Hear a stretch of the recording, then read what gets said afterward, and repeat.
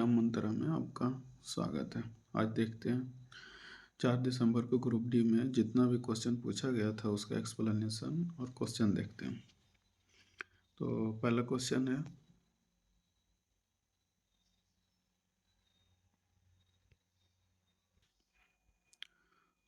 पहला क्वेश्चन है 1 नवंबर 2025 में आयोजित C40 वर्ल्ड मेयर्स समिट किस शहर में हुआ था? तो ये रियो डी जेनेरो में हुआ था। इसका आगे फैक्ट देख लेते हैं। 3 से 5 नवंबर 2025 तक C40 वर्ल्ड मेयर समिट हुआ था, रियो डी जेनेरियो में आयोजित हुआ था। C40 एक त्रिवार्षिक सम्मेलन है। C40 क्या है? त्रिवार्षिक सम्मेलन है। नवंबर 2025 में rising north east investment summit के दौरान 2025 खेलो इंडिया नॉर्थ गेम्स का आयोजन किसके द्वारा किया गया? अगला क्वेश्चन है, नवंबर 2025 में rising north east investment summit के दौरान पूर्वोत्तर खेल का आयोजन किसके द्वारा करने की घोषणा की गई?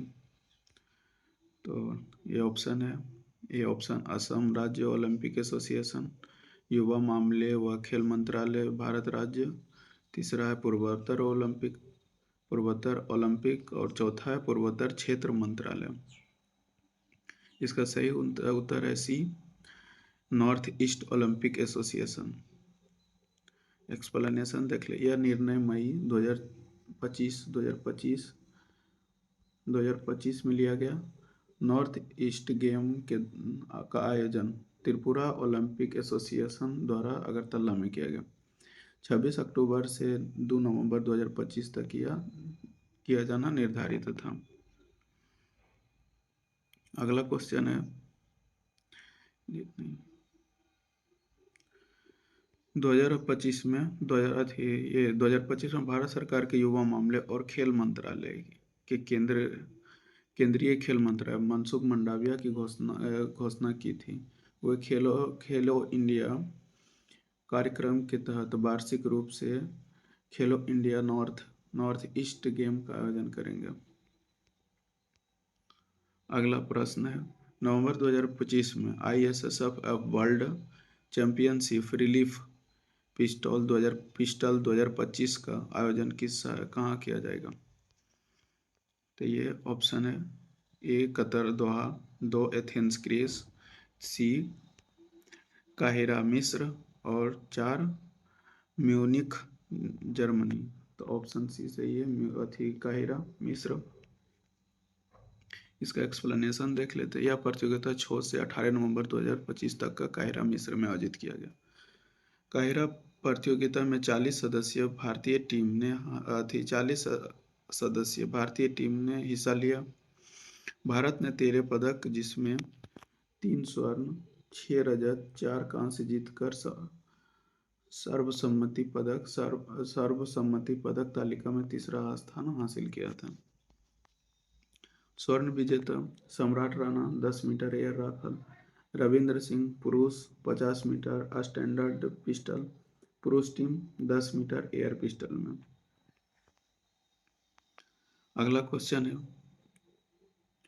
जिंक विस्थापन अभिक्रिया में कॉपर को हटा देता है, कारण इसका रीजन क्या है? अभिक्रिया श्रेणी में जिंक कॉपर से अधिक क्रियाशील होता है। तो इसका देखते हैं। कथन था कि जिंक जो है विस्थापन अभिक्रिया में कॉपर को हटा देता है, और रीजन इसका है कि क्रियाशील श्रेणी में जिंक जो है कॉपर से अधिक क्रियाशील है। व्याख्या देखते हैं। जिंक और कॉपर के बीच होने वाली विस्थापन अभिक्रिया का उदाहरण देखिए, एक यानी कि Zn+CuSO4। अब इसका जब रिएक्शन होगा तो Zn जो है SO4 बना लेगा और Cu को विस्थापित कर देगा। तो Cu को विस्थापित करने का मतलब है कि जिंक जो है कॉपर से अधिक क्रियाशील है। तो एक एज्यूम तो सही हुआ। अब दूसरा क्रियाशील श्रेणी देख लेते हैं। तो क्रियाशील श्रेणी में देखिएगा कि जिंक जो है, जिंक यहाँ है, जिंक यहाँ है और इसके नीचे कॉपर है। तो ऊपर से नीचे जैसे बढ़ता है, ऊपर वाला जो क्रियाशील श्रेणी में जो ऊपर होता है वो ज़्यादा क्रियाशील होता है और जो नीचे होता है वो कम क्रियाशील होता है। तो इसके अनुसार से एक्सप्लेनेशन कथन और कारण दोनों सही है, क्योंकि देखिए यहाँ पे बोला जिंक विस्थापन, जिंक विस्थापन अभिक्रिया में कॉपर को हटा देता है, हाँ हटा देता है कॉपर को। और उसके बाद क्रियाशील श्रेणी में जिंक कॉपर से अधिक क्रियाशील, हाँ जिंक कॉपर से अधिक क्रियाशील है, क्योंकि जिंक जो है क्रियाशील श्रेणी में ऊपर में, यहाँ देखिए। इसलिए निष्कर्ष जो 1 और 2 सही है। तीसरा अगला क्वेश्चन है, निम्नलिखित में से कौन सा द्विविखंडन द्वारा प्रजनन करता है? पहला गुलाब है, फिर लिस्मेनिया है, फिर लिली और फिर तितली। तो इसका सही आंसर बी है, लिस्मेनिया जो है द्विविखंडन करता है। बाइनरी द्विविखंडन का एक अलैंगिक विधि है। द्विविखंडन क्या है? एक अलैंगिक, जिसमें एक कोशिका दो समान कोशिका में विभाजित हो जाता है। और लिस्मेनिया एक कोशिकीय प्रोटोजोआ है जो अनुदैर्ध्य द्विविखंडन द्वारा प्रजनन करता है। लिस्मेनिया जो है एक द्विविखंडन लिस्मेनिया एक कोशिकीय प्रोटोजोआ है जो अनुदैर्ध्य द्विविखंडन द्वारा प्रजनन करता है। और गुलाब और लिली पौधे हैं, यह प्रजनन बीज या शाकीय जनन द्वारा करता है। तितली यौन प्रजनन करती है और इसके जीवन चक्र में कायातरण द्वारा होता है, इसलिए लिस्मेनिया सही उत्तर होगा। अगला क्वेश्चन, भारत में पाए जाने वाली समुद्री मछली कौन सी है? तो एक में रेहू, कतला, आगे हिल्सा मछली, अप्रोफैम्स। तो रेहू और कतला मुख्य रूप से ताजे पानी की मछलियाँ। रेहू और कतला क्या मुख्य रूप से ताजे पानी की मछलियाँ। हिल्सा एक प्रवासी मछली है जो ताजे पानी में प्रजनन करती लेकिन समुद्र क्षेत्र में पाई जाती है। प्रोम्फेम्ट एक लोकप्रिय और प्रमुख समुद्री मछली है जो भारत के तटीय क्षेत्र में बहुयात करती है, इसलिए इसका सही आंसर हो जाएगा प्रोफेम्ट। रक्षा मंत्रालय ने किस वर्ष को सुधारों का वर्ष कहा है? तो रक्षा मंत्रालय 2025 को सुधारों का वर्ष कहा है। भारत के रक्षा मंत्रालय ने वर्ष 2025 को ईयर ऑफ रिफॉर्म्स घोषित किया गया। कौन? रक्षा मंत्रालय, ईयर्स ऑफ रिफॉर्म। इसका उद्देश्य रक्षा क्षेत्र में नीतिगत सुधार, आधुनिकीकरण, आत्मनिर्भरता, प्रक्रियाओं का सरलीकरण और दक्षता में वृद्धि करना। अगला क्वेश्चन है, एटीपी का निर्माण निम्नलिखित में से किसके द्वारा किया जाता है? तो ऑप्शन दिया गया है माइटोकॉन्ड्रिया, लाइसोसोम, वैक्यूल्स और गोल्जी बॉडी। एटीपी का निर्माण मुख्य रूप से माइटोकॉन्ड्रिया में होता है।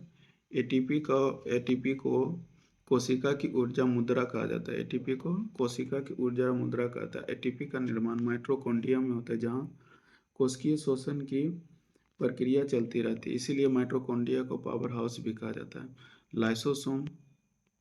लाइसोसोम पाचन से संबंधित, वैक्यूल्स जो होता है भंडारण का कार्य करती है, और गोल्जी बॉडी जो है पैकेजिंग और परिवहन का काम करती है, इसलिए इसे परिवहन एजेंट भी कहा जाता है, कोशिका का परिवहन एजेंट। अगला क्वेश्चन है, पशुओं में अवयवी श्वसन के दौरान क्या उत्पन्न होता है? तो पशुओं में ऑप्शन 1 लैक्टिक अम्ल, दूसरा ग्लूकोज, और फिर तीसरा ऑक्सीजन और सुक्रोज चौथा। तो लैक्टिक अम्ल, पशुओं में लैक्टिक अम्ल उत्पन्न होता है जब मांसपेशियों में कोशिकाओं में ऑक्सीजन की कमी होती है, तो पशुओं में अब अवयवी शोषण होने लगता है। किसी भी जीव में जब ऑक्सीजन की कमी होती है, जैसे हम ही लोग आदमी जो मैन सब फिजिकल वर्क करता है, दौड़ता है, तो देखते हैं जो शुरुआत में दौड़ता है तो हाथ पैर में दर्द हो जाता है, तो दर्द जो है लैक्टिक अम्ल के कारण ही होता है। इस प्रक्रिया में ग्लूकोज का अपूर्ण अपघटन होने लगता है। ग्लूकोज का जो पूर्ण मतलब अच्छा तरह से अपघटन न होता है, जिसके परिणाम जो एनर्जी होता है वो लैक्टिक अम्ल में परिवर्तित हो जाता है, जिससे दौड़ने के बाद कुछ टाइम बाद घोड़ांत दर्द करने लगता है। अगला क्वेश्चन है HCl और HNO3 की अभिक्रिया से कौन सी गैस निकलेगी। HCl और HNO3 एक में कार्बन डाइऑक्साइड, हाइड्रोजन और ऑक्सीजन, कार्बन मोनोऑक्साइड। तो HCl अम्ल और HCl हाइड्रोक्लोरिक अम्ल और सोडियम बाइकार्बोनेट की अभिक्रिया से कार्बन डाइऑक्साइड निकलते, जैसे देखिए ये अम्ल है HCl और ये क्षार है, तो NaCl और H2O इसे उदासीन अभिक्रिया भी कहते हैं। अम्ल और क्षार की अभिक्रिया को उदासीन अभिक्रिया कहते हैं। जैसे अम्ल और क्षार की अभिक्रिया से लवण और जल बनता है, तो ये देखिए NaCl लवण और H2O जल है और CO2 गैस निकल रही है, इसलिए इसका आंसर क्या होगा। क्रियाशील श्रेणी में तत्वों की व्यवस्था किस प्रकार की जाती है। तो क्रियाशील श्रेणी में तत्वों की व्यवस्था हाई से लौ की ओर किया जाता है। जैसे ऊपर में चार्ट भी बताए थे कि जो ऊपर होता है वो ज़्यादा क्रियाशील होता है और जो नीचे होता है वो कम क्रियाशील होता है। जैसे जिंक ऊपर था तो ज़्यादा क्रियाशील था और कॉपर नीचे था तो वो कम क्रियाशील था।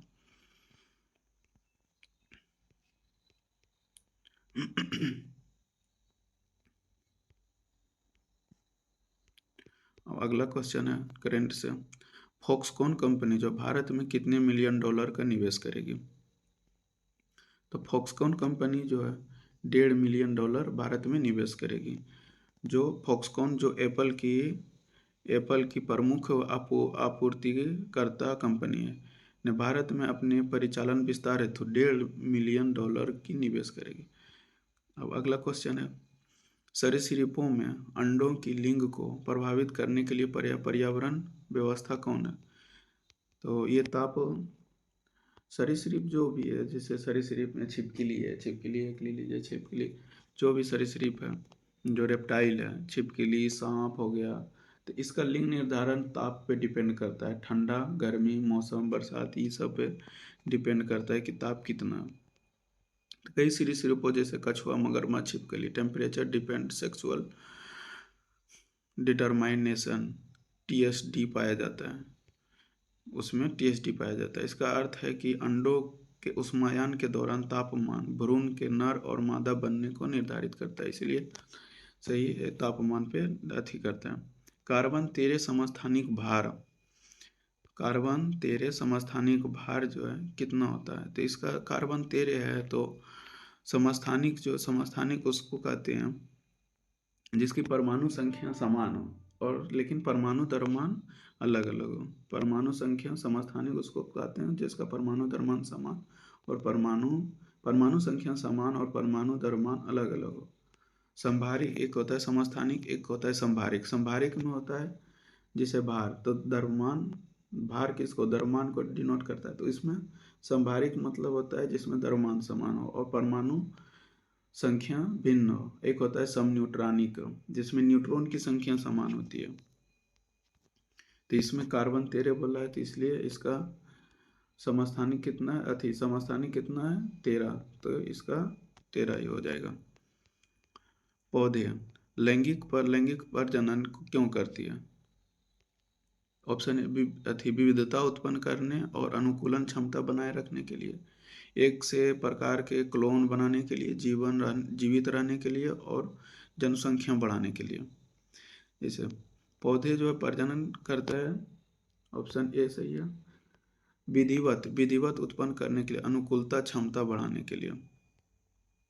जैसे लैंगिक प्रजनन में 2 गैमेट्स मेल और फीमेल शामिल होते हैं, जिसमें संतान में अनुवांशिक विविधता पाई जाती है, अनुवांशिक विविधता उत्पन्न होती है। यह विविधता पौधों के पर्यावरण परिवर्तन जैसे ताप हीट के अनुसार खुद को ढालने में मदद करती है। इसीलिए लैंगिक प्रजनन का मुख्य उद्देश्य होता है विधिवत उत्पन्न करना और अनुकूलन क्षमता बनाना। अगला क्वेश्चन है कि SC/ST अमेंडमेंट बिल 2022 किस राज्य से संबंधित है। ये देखिए 2022 का करेंट पूछ दिया। तो SC/ST बिल जो है 2022 किस राज्य से संबंधित है, तो पंजाब, तमिलनाडु, आंध्र प्रदेश, हिमाचल प्रदेश।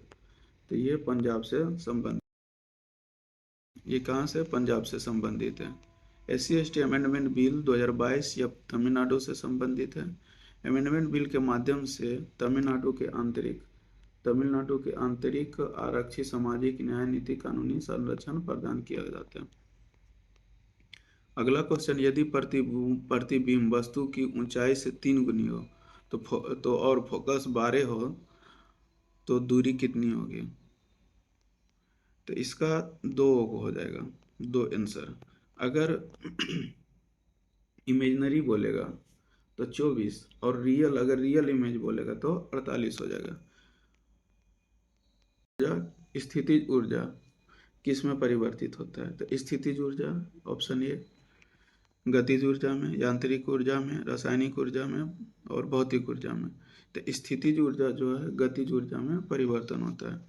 जैसे अगर किसी वस्तु को ऊपर जैसे फेंकिएगा तो गतिज ऊर्जा धीरे धीरे कम होगा और फिर एक पीक पॉइंट आएगा जिसमें स्थितिज ऊर्जा हाई रहेगा, और फिर जब वहाँ से गिरना स्टार्ट होगा तो स्थितिज ऊर्जा धीरे धीरे कम होते जाएगा और गतिज ऊर्जा बढ़ती जाएगी।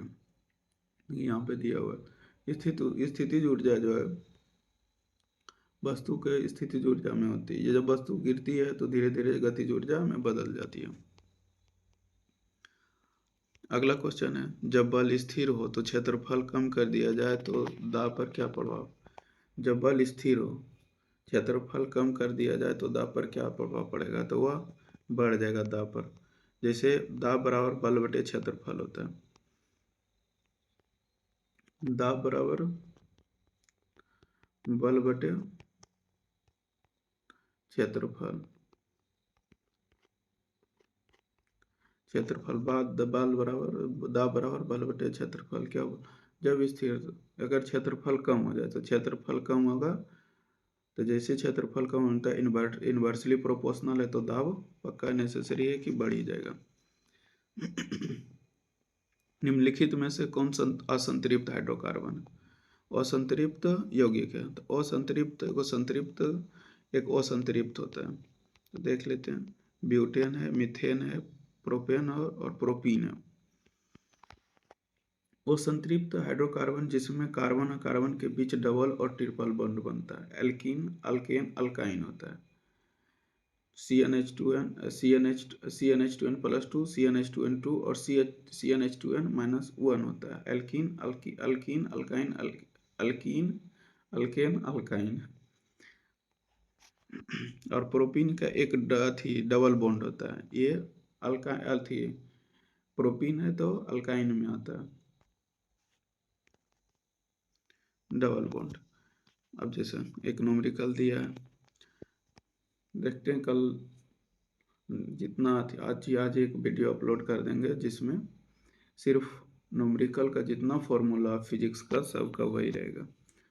तो आज का है 1.5 कूलम आवेश को स्थानांतरित करने में 30 जूल ऊर्जा कार्य करता है, तो विभवांतर क्या होता है, विभवांतर क्या होगा। तो विभवांतर V बराबर होता है W/Q। V बराबर क्या होता है, V बराबर W/Q। अब V कितना दिया गया है, तो V देखिए V निकालना है और वर्क डन 30 जूल दिया हो, तो 30 अब बटे 1.5 कूलम, यहाँ पे 1 0 चलेगा, 15 दूना 30 यानी कि 20 वोल्ट इसका होगा। अगला क्वेश्चन है, परमाणु संख्या किसके द्रव्यमान होता है। तो परमाणु संख्या नाभिक के प्रोटॉन संख्या के बराबर होता है, प्रोटॉन संख्या के बराबर होता है। अगला क्वेश्चन देखते हैं, सूर्य किरण सेन अभ्यास किस देश के बीच आयोजित किया जाता है। तो सूर्य किरण अभ्यास जो Bhutan, option A Bhutan, B Nepal, Sri Lanka और ये 4 ऑप्शन दिया गया, इसमें ऑप्शन नेपाल। तो देखते हैं, सूर्य किरण एक द्विपक्षीय सेनाभ्यास है। सूर्य किरण क्या है? एक द्विपक्षीय सेनाभ्यास है जो भारत सेना और नेपाली सेना के बीच किया जाता है। इस अभ्यास का बहुउद्देशीय दोनों देशों के सेनाओं के बीच सामरिक सहयोग बढ़ाना, आतंकवाद विरोधी, मेन रूप से ये आतंकवाद विरोधी है। सूर्य किरण अभ्यास का 19वां संस्करण 8 दिसंबर 2025 पिथौरागढ़, ये इंपॉर्टेंट पॉइंट है, पिथौरागढ़ का उत्तराखंड में आयोजित किया गया। अगला क्वेश्चन है, पाकिस्तान का सर्वश्रेष्ठ एशियाई एथलीट कौन है? तो ये पाकिस्तान का सर्वश्रेष्ठ एशियाई एथलीट है अरशद नसीम, जो ओलंपिक में नीरज चोपड़ा को पीछे छोड़कर ओलंपिक भाला फेंक में, जेवलिन थ्रो में ओलंपिक में स्वर्ण पदक जीता था। फिर अगला क्वेश्चन है, 2025 हैदराबाद में हुए पेट्रोकेमिकल धमाके में आग लगने वाली फैक्ट्री कौन थी? तो एक में थी सिप्ला, रेनबैक्सी, सिंची इंडस्ट्री, डॉक्टर रेड्डी। तो ये है सिंची इंडस्ट्री। अब इसके बारे में इंपॉर्टेंट फैक्ट देख लेते हैं। 30 जून 2025 को हैदराबाद के पास पमीराम में एक दवाई सिंची इंडस्ट्री प्राइवेट लिमिटेड में विस्फोट हुआ। यह कंपनी फर्म एक्सीपिसेंट बनाती थी। हादसे के बाद सुरक्षित नियमों को गंभीर चर्चा हुई। अगला क्वेश्चन है, जुलाई 2025 तक विश्व का सर्वश्रेष्ठ शतरंज खिलाड़ी कौन था? तो ये मैग्नस कार्लसन है। आगे देखिए, मैग्नस कार्लसन नॉर्वे के महान शतरंज खिलाड़ी है और जुलाई 2025 में फिडे रैंकिंग के अनुसार विश्व का नंबर 1 खिलाड़ी बने। अगला क्वेश्चन देखते हैं, भारत में कौन सा नया स्वदेशी एंटीबायोटिक विकसित किया गया, विकसित किया गया? तो नेफिथ्रोमोमाइसिन ये विकसित किया गया। नेफिथ्रोमोमाइसिन भारत द्वारा विकसित किया एक पूर्ण स्वदेशी एंटीबायोटिक है। यह विशेष रूप से समुदाय में जनित निमोनिया के इलाज के लिए प्रभावी है। क्या है? निमोनिया के इलाज के लिए प्रभावी है। और इसका ब्रांड नेम है मिगनेफ। ब्रांड नेम क्या है? मिगनेफ। अगला क्वेश्चन है, महिलाओं के कार्यस्थल पर स्वास्थ्य और कल्याण हेतु इनिशिएटिव का नाम क्या है? कार्यस्थल पर महिला आरोग्य कक्ष। महिला आरोग्य कक्ष एक पहल है जिसमें स्वास्थ्य और वेलनेस सेवाएं प्रदान करती है। केंद्रीय कानून मंत्रालय अर्जुन राम मेघवाल 18 जुलाई 2025 को नई दिल्ली के शास्त्री भवन में महिला आरोग्य कक्ष का उद्घाटन किया था। अगला क्वेश्चन है, Asia athletic champions 2025 4x400 metres team में कौन शामिल नहीं है? तो ये देख लीजिएगा, थोड़ा सा ऑप्शन नहीं था इसका। अगला क्वेश्चन है, वित्त वर्ष 2025 में खेलो इंडिया कार्यक्रम बजट कितना था? तो खेलो इंडिया कार्यक्रम का बजट ये 1000 करोड़ था। 1000 करोड़ का अनुमान लगाया जाता है। पिछले वर्ष 800 करोड़ था, इसीलिए 25-26 में 200 करोड़ की वृद्धि हुई। 200 करोड़ कितना? 200 करोड़ की वृद्धि हुई। अगला क्वेश्चन है, शिक्षा में नवाचार हेतु ज्ञानोदय सेंटर किस IIM द्वारा शुरू किया गया था? EIIM कोझिकोड किसके द्वारा? तो कोझिकोड के द्वारा किया गया। इसका उद्देश्य है शिक्षा और ज्ञान में नवाचार को बढ़ावा देना। यह विजन 2047 राष्ट्रीय शिक्षा नीति लक्ष्यों के अनुसार है। 2025 दिल्ली विधानसभा चुनाव अरविंद केजरीवाल ने किस सीट से लड़ा था? तो ये न्यू दिल्ली सीट से लड़े थे अरविंद केजरीवाल। WPL में लगातार दूसरी बार कौन सा टीम जीता है? तो royal challenger Bengaluru women's. WPL में लगातार दूसरी बार रॉयल चैलेंजर बेंगलुरु ने जीता था। यदि व्यक्ति दूर किसी वस्तु धुंधली देख रहा और पास की वस्तु को स्पष्ट देख रहा हो तो इसे कौन सा दोष होगा? निकट दृष्टि दोष। अगर दूर की वस्तु धुंधली, यानी कि इसमें होता है क्या कि जो जहाँ का वस्तु साफ दिख रहा है वहीं का दृष्टि दोष होता है। जैसे अगर दूर का वस्तु साफ दिख रहा है तो दूर दृष्टि दोष, नजदीक का साफ दिख रहा है तो निकट दृष्टि दोष। इसका अवतल निकट दृष्टि दोष को दूर किया जाता है अवतल लेंस से। इसे मापिया के पास लेकिन दूर के वस्तु धुंधला दिखाई देता है। आंख में रेटिना के पीछे बजाय पहले फोकस हो जाता है, यानी कि इसमें जो प्रतिबिंब है रेटिना के आगे बन जाता है, इसीलिए स्पष्ट दिखाई नहीं देता है। इसे निकट दृष्टि दोष किया कहा जाता है, या और अवतल लेंस द्वारा इसे ठीक किया जाता है। तुर्की ने हाल ही में किस देशों के बीच युद्ध बंदियों की अदला बदली में मध्यस्थता की? तो ये ऑप्शन हो जाएगा रूस और यूक्रेन। क्या चीज़? रूस और यूक्रेन। केंद्रीय गृह मंत्री अमित शाह द्वारा E0 FIR पायलट योजना कहाँ लॉन्च की है? तो ऑप्शन ए मुंबई, बेंगलुरु, दिल्ली, हैदराबाद। तो ये पायलट योजना कहाँ? तो दिल्ली में किया गया। E0 FIR पायलट योजना मई 2025 में दिल्ली में लॉन्च की गई है। इनका उद्देश्य साइबर अपराधियों विशेषकर वित्तीय धोखाधड़ी मामलों में त्वरित कार्रवाई को सुनिश्चित करना। अगला है 5D क्षमता वाले लेंस की फोकस दूरी क्या होगी? तो ये 5 मीटर होगी, क्योंकि P बराबर 1/, P बराबर होता है 1/,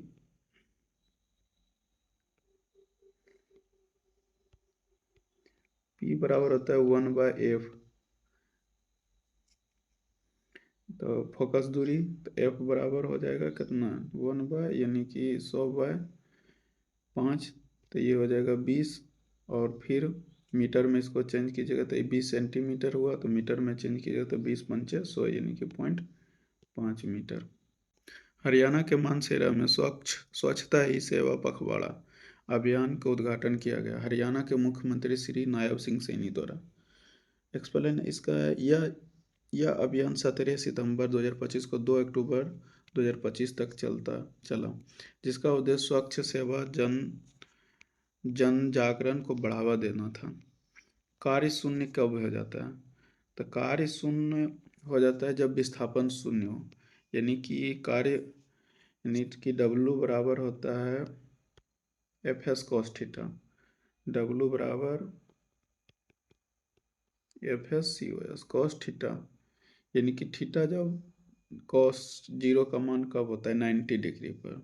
जब cos थीटा का मान 0 होगा तो वर्ग 0 होगा। अगर हम किसी वस्तु को सीधा उठा लेते हैं और फिर धर लेते हैं तब किया गया कार्य क्या होता है? 0।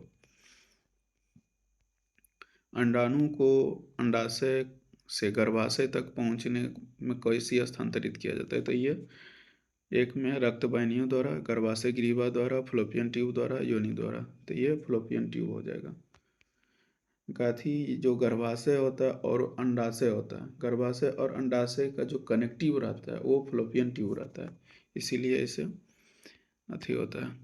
अंडाशय से निकलने के बाद अंडा फ्लोपियन ट्यूब में प्रवेश करती है। फ्लोपियन ट्यूब में ही सिलिया मतलब एक उंगली नुमा रचना टाइप का रहता है, जो एक जैसे, हाँ तौलिया देखे होंगे कोई, तौलिया जिसमें कि फर लगा हुआ रहता है, उसी टाइप का रहता है इसमें फ्लोपियन ट्यूब में, जो कि मतलब हमेशा हिलते रहता है और उसको गर्भाशय तक लाता है। निषेचन भी फ्लोपियन ट्यूब में होता है, इसीलिए अंडाणु का स्थानांतरण फ्लोपियन ट्यूब में होता है।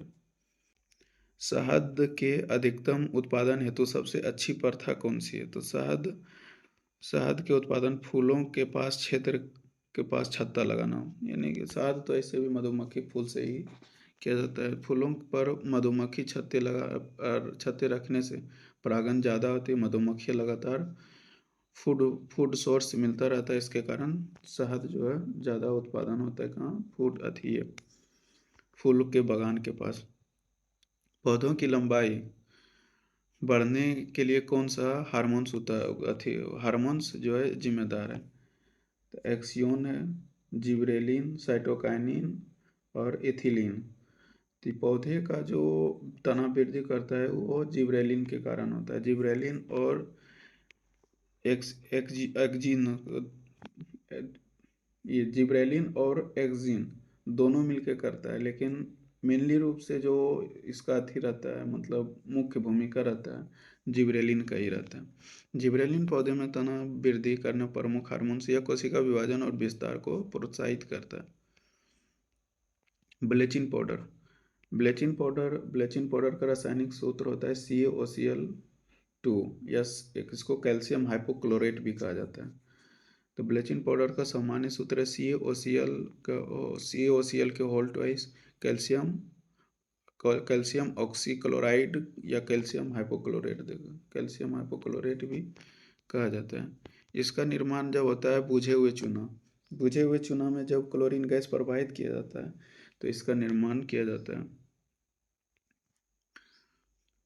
इसका उपयोग होता है कपड़े साफ करने, कीटाणुनाशक और पीने के पानी में शुद्ध करने के लिए। जैसे हम लोग देखे होंगे जब आज से 5-7-10 साल पहले जब बारिश होता था कुआं में ब्लीचिंग पाउडर या तो और इधर उधर अभी भी ब्लीचिंग पाउडर का उपयोग किया जाता है।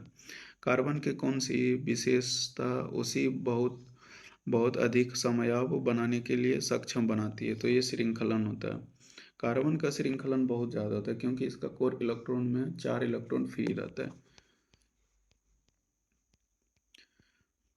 कार्बन का गुण है जिसमें कि कार्बन परमाणु आपस में मजबूती सहसंयोज बंधन और लंबी श्रृंखला बना सकते हैं। इसका गुण यही समावयवों निर्माण कर सकती है। श्रृंखला इसमें बहुत होता है कार्बन में। फ्लेमिंग का राइट हैंड रूल का उपयोग किस कार्य हेतु किया जाता है? तो फ्लेमिंग का राइट हैंड जो लॉ है रूल है उसका कार्य जो है प्रेरित धारा की दिशा जानने हेतु किया जाता है। प्रेरित धारा की दिशा। फ्लेमिंग का दाहिने हाथ का नियम जनरेटर के सिद्धांत पर आधारित है। इस नियम का उपयोग यह जानने हेतु किया जाता है जब कुंडली चुंबकीय क्षेत्र में गति करता है तो उसमें उत्पन्न प्रेरित विद्युत धारा किस दिशा में बह रही है। अंगूठा जो है जैसे जब अंगूठा ऐसे कीजिएगा तो अंगूठा चालक की गति को दिशा, प्रथम उंगली जो अंगूठा के बाद होता है चुंबकीय क्षेत्र की दिशा, और मध्य उंगली उत्पन्न धारा की दिशा को दर्शाता है।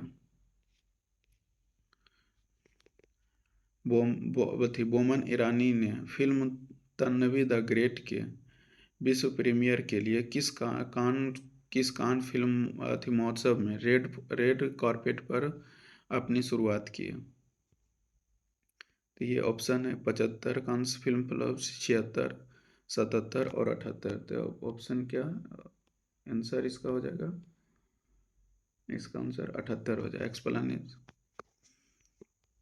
यह फिल्म अनुपम खेर द्वारा निर्देशित किया गया जिसमें बोमन ईरानी ने राजा साहब नामक एक महान संगीत उस्ताद का किरदार निभाया।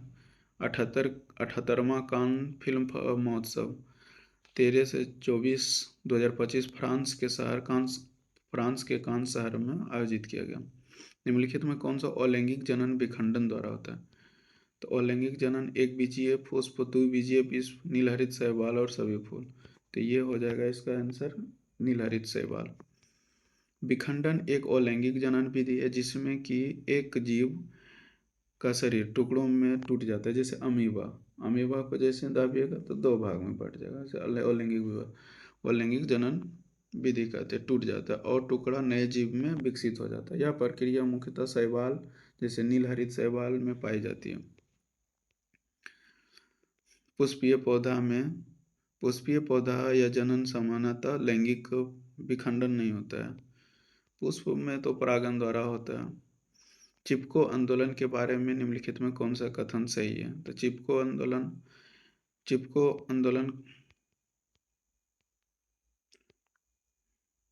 1970 चिपको आंदोलन का या 1970 में उत्तराखंड में शुरू हुआ था। सही है। सरकार द्वारा अनुमति मिलने के बाद जंगलों में पेड़ की कटाई के विरोध में स्थानीय लोग, विशेष रूप से महिलाओं द्वारा पेड़ में चिपककर काटने से रोका गया। इसे चिपको आंदोलन कहा गया। आंदोलन का पर्यावरण संरक्षण परिवारों वनों का अतिरक्षा करना था। चिपको आंदोलन का सुंदरलाल बहुगुणा। यदि विद्युत धारा वहन करने वाले चालक को चुंबक के ध्रुवों के बीच लाया जाए तो चुंबक क्षेत्र की दिशा क्या में परिवर्तन होता है? देखते हैं ऑप्शन। चुंबकीय क्षेत्र की दिशा उल्टी हो जाएगी। चुंबकीय क्षेत्र की दिशा नहीं बदलेगी। चुंबकीय क्षेत्र की दिशा शून्य है। चुंबकीय क्षेत्र नियमित रहे। क्या विद्युत चुम्बकीय धारा वहन करने वाले चालक को चुंबक के ध्रुवों के बीच लाया जाए तो चुंबकीय क्षेत्र की दिशा में क्या परिवर्तन होता है? तो चुंबकीय क्षेत्र की दिशा उल्टा हो जाएगी, चुंबकीय क्षेत्र की दिशा में नहीं बदलेगी, चुंबकीय क्षेत्र शून्य हो जाएगी, चुंबकीय क्षेत्र अनियमित हो जाएगी। तो ये हो जाएगा चुंबकीय क्षेत्र की दिशा नहीं बदलेगी। जब चालक चुंबकीय ध्रुवों के मध्य रखा जाता है तो चुंबकीय क्षेत्र की दिशा में कोई परिवर्तन नहीं होता है, क्योंकि चुंबक क्षेत्र पहले से ही ध्रुवों के बीच समांतर दिशा में व्यवस्थित हो जाता है। अगला क्वेश्चन, शीर्षस्थ विभोजित की उत्तक का मुख्य कार्य क्या होता है? तो शीर्षस्थ विभोजित की उत्तक का मुख्य कार्य होता है पौधे की लंबाई को बढ़ाना। शीर्षस्थ विभोजित की उत्तक कहाँ रहता है? तो ये तना के जो सबसे अगला भाग होता है वहाँ पे रहता है। एपिकल मेरिस्टेमेटिक जड़ और तने के शीर्ष टॉप पर पाया जाता है। इसका मुख्य कार्य में प्राथमिक वृद्धि करना होता है, जिससे तने और जड़ की लंबाई में वृद्धि होती है।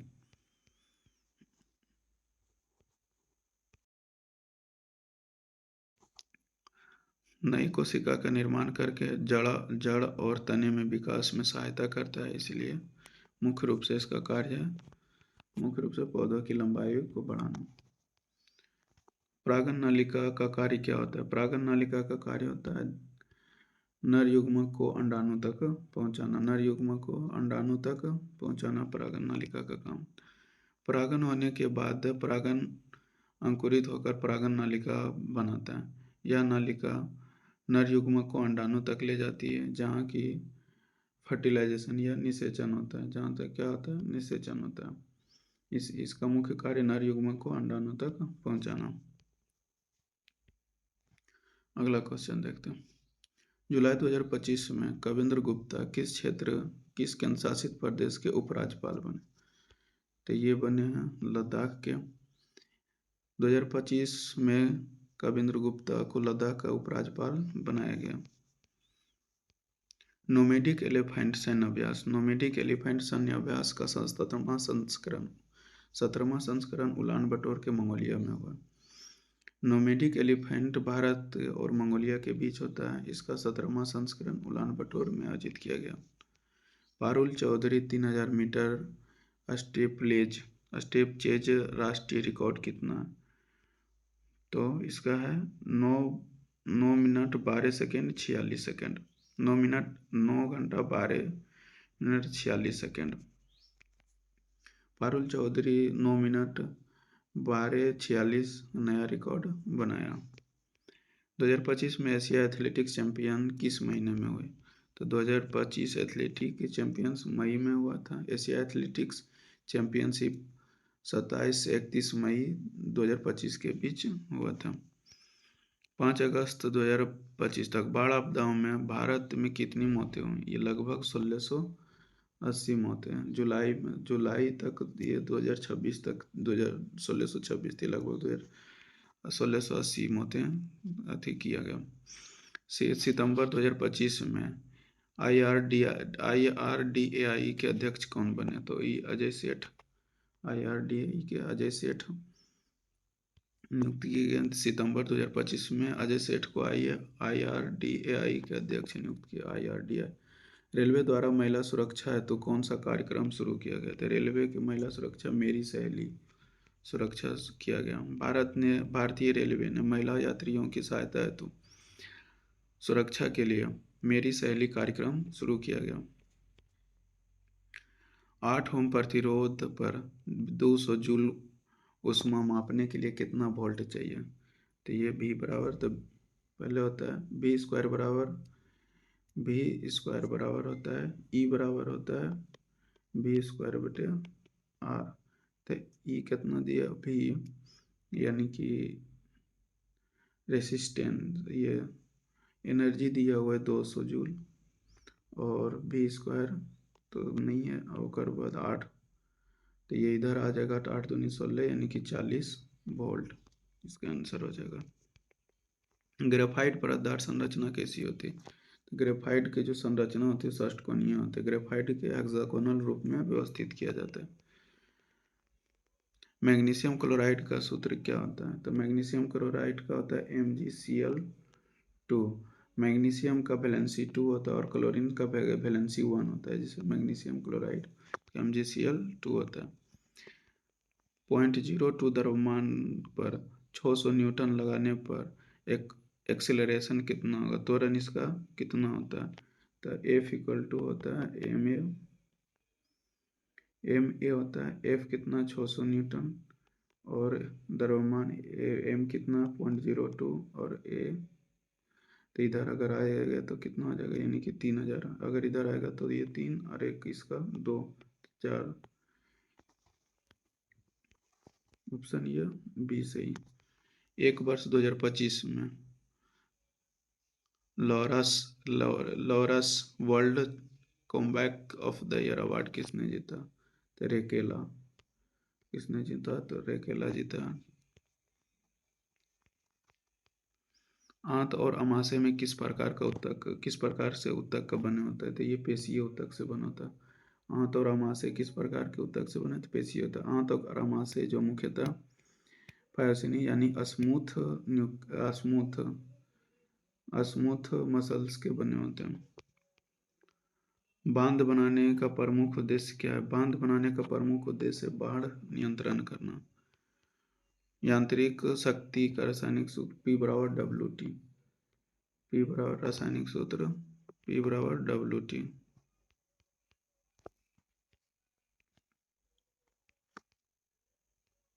स्नेल लॉ कौन सा कथन सही? स्नेल लॉ आपतित किरण, अपवर्तित किरण और अभिलंब। जैसे ये समतल है, ये आपतित किरण और ये परावर्तित किरण और ये लंब, तीनों एक ही बिंदु पर होते हैं।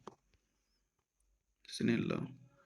मार्च 2025 में 58वां टाइगर रिजर्व किसे घोषित किया था? 58वां टाइगर रिजर्व जो माधवगढ़ और ये मध्य प्रदेश में। माधवगढ़ कहाँ है? मध्य प्रदेश में। वित्त वर्ष 2025 में 800 करोड़ का डिविडेंड भारत सरकार को किस बैंक से मिला? तो ये 800 करोड़ का डिविडेंड, 8000 करोड़ का डिविडेंड ये केनरा बैंक से मिला। अक्टूबर 2025 में 3200 फीट की रिकॉर्ड ऊंचाई MCPS का सफल परीक्षण किसने किया? तो ये MCPS का सफल परीक्षण किया है DRDO। MCPS होता है मिलिट्री कॉम्बैट प्रचोद सिस्टम। रदरफोर्ड के परमाणु मॉडल किस बात को सही बताता है? तो रदरफोर्ड इलेक्ट्रॉन नाभिक के चारों ओर वृत्ताकार पथ पर घूमते हैं।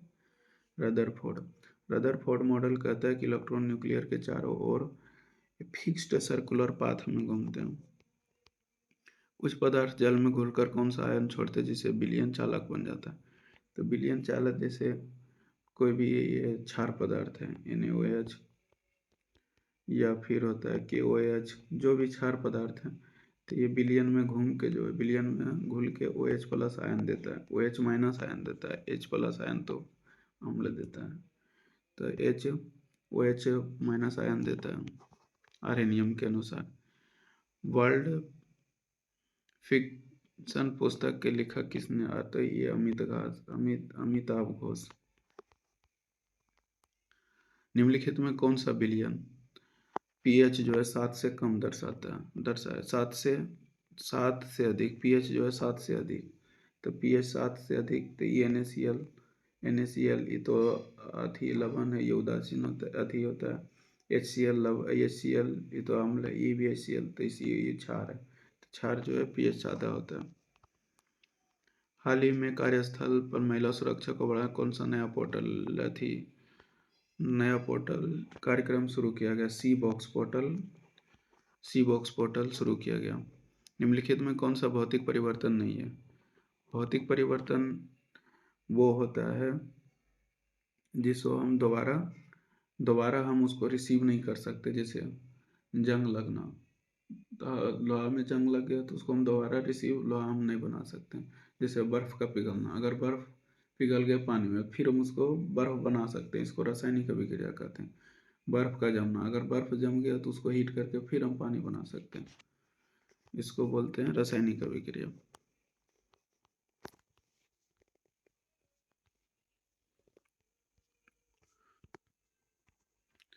अगर कांच पर रखा सिरका अचानक कागज हटाने पर अंदर क्यों गिर जाता है? कांच पर रखा सिक्का अचानक कागज हटाने पर क्यों गिर जाता है? क्योंकि जड़त्व के कारण। क्या चीज़? जड़त्व के कारण। जब हम कांच पर किसी कागज रखते हैं, फिर उस पर सिक्का रखते हैं, अगर हम कांच को पुश करते हैं तो पुश करने के बाद जो वेग गति उत्पन्न होता है वो तो सिर्फ कागज में उत्पन्न होता है। सिक्का तो वैसे है, उसमें गति नहीं होता है, जिसके कारण कागज आगे बढ़ जाता है और कांच में सिक्का जो है कांच में ही गिर जाता है। ये न्यूटन का प्रथम गति नियम पर आधारित है।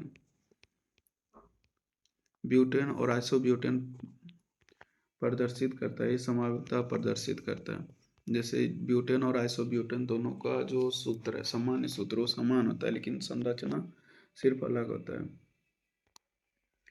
जैसे ब्यूटेन का होता है C4, सी सिंबल बॉन्ड सी और फिर सी, इधर इधर इधर इधर इधर इधर इधर इधर इधर इधर हाइड्रोजन होता है। लेकिन आइसोब्यूटेन का क्या होता है कि सी आइसोब्यूटेन का क्या होता है कि सी फिर इसमें सी जुड़ जाता है, या सी फिर यहाँ पे सी यहाँ पे सी, अब इधर इधर एक इधर फिर इधर इधर फिर इधर इधर इधर, एक उसमें श्रृंखलन हो जाता है। इसको आइसोब्यूटेन कहते हैं। मानव नर विरेचन शरीर के बाहर क्यों होती है? तो मानव नर विरेचन जो है शुक्राणु निर्माण हेतु तापमान को कम करने के लिए। विरेचन बाहर इसलिए होता है कि 2 से 3 डिग्री तापमान कम होता है। निम्नलिखित में किस संरचना नहीं है? प्लास्टिक संरक्षण नहीं होता, प्लास्टिक का संरक्षण नहीं होता भी है तो 1000-2000 साल लग जाएगा। मोमबत्ती बनाने के लिए मोती बनाने के लिए किसका उपयोग किया जाता है? तो ऑस्टियाच यानी सीप से मोती बनता है। राष्ट्रीय एंटी डोपिंग विधेयक 2025 मंत्री लोकसभा में पेश किए थे, तो ये राष्ट्रीय एंटी डोपिंग मनसुख मंडाविया। राष्ट्रीय एंटी डोपिंग बिल जो है 2022-23 में पेश किया गया था। राष्ट्रीय एंटी डोपिंग कानून सुधार करता है ताकि डोपिंग मामलों में बेहतर नियंत्रण पाया जा सके। इसे मनसुख मंडाविया द्वारा पेश किया गया था। हो गया दोस्तों, ये ग्रुप डी का ऑल शिफ्ट का जितना क्वेश्चन पूछा गया था सबका विथ एक्सप्लेनेशन। अगर वीडियो अच्छा लगा हो तो सब्सक्राइब कीजिएगा और दोस्तों के साथ शेयर कीजिएगा।